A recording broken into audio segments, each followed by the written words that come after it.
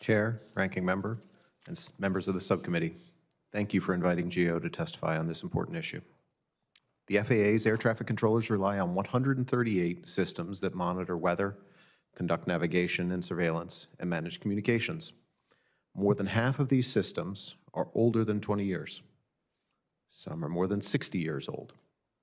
As a reminder, 20 years ago, Facebook was launched, and 60-year-old systems may have been active when JFK was president.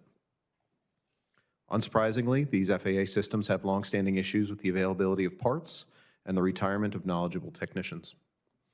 Generally, legacy systems contribute to unmet mission needs, staffing issues, and increased costs. That matches with what we're seeing at the FAA. Further, their prior modernization efforts have been fraught with unrealistic baselines, cost and schedule overruns, unanticipated requirements, and poor oversight. The expected growth in air travel over the coming years will not help those issues. As part of our recent report, we reviewed selected efforts to modernize dozens of air traffic control systems and found that, on average, the FAA took more than 4 years to create a baseline. That is, expected cost, schedule, and performance of a project. We also noted that such pre-baseline investments receive limited oversight from FAA. After establishing a baseline, these modernizations plan to take a further 12.5 years to complete deployment on average. Prolonged timeframes like this will impact FAA's mission. For example, the en route automation modernization was completed in 2015 after a 10-year effort, but it was deployed with outdated technology, which required a major refresh soon thereafter.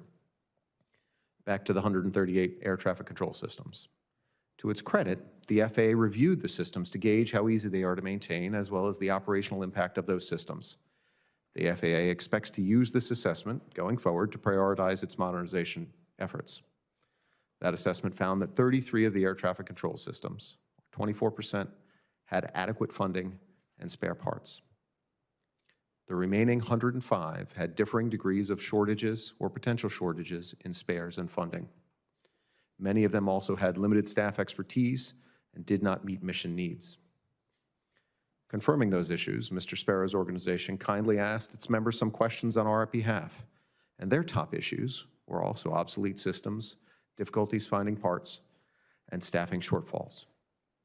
Worryingly, FAA's assessment showed that 58 of the systems with shortages or shortfalls have a critical operational impact. Amongst them, we identified 17 that we felt were especially concerning given their age, sustainability, and operational impact. Of those, the earliest of those 17 modernizations is planned to finish in 6 years. Some are planned to be completed in 10 to 13 years, and 4 do not have ongoing modernization efforts. We also found that the FAA's Acquisition Oversight Council had not ensured that investments delivered functionality in smaller segments and had not consistently monitored high risks. We also noted the Council made decisions based on incomplete data and documentation.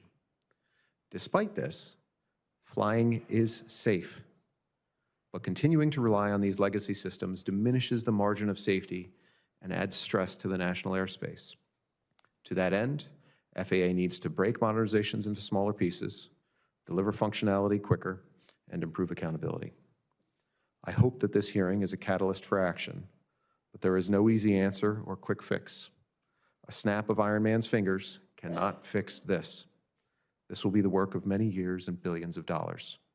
This concludes my statement, and I look forward to your questions.